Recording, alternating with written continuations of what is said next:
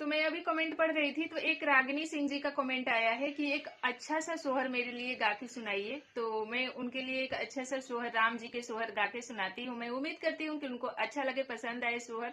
तो चलो मैं उनके लिए एक अच्छा सा सोहर गा के सुनाती हूँ।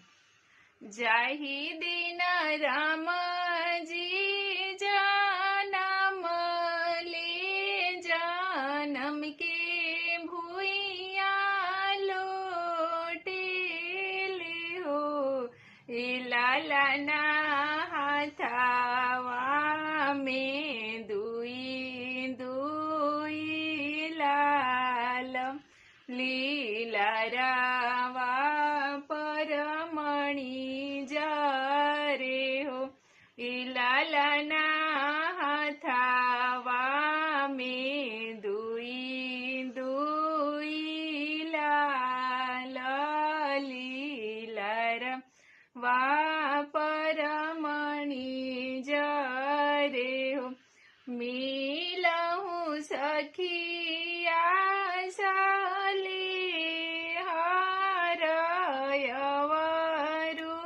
साले हर हो, ए सखिया मिली झूली चल, कोशिला घरवा राम जी जानम ले ले, राम जी के देखना।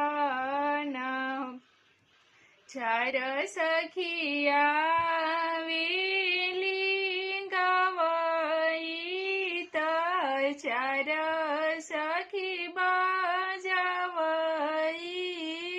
हो, लाला ना रंथ चढ़ल आवे, लीके कैया रानी राम जी के देखना, राम जी के देख। आंगन बहरई चेरिया तयवरु लहुड़िया नु हो, ए चेरिया झरी के बिछाव सतरंगिया,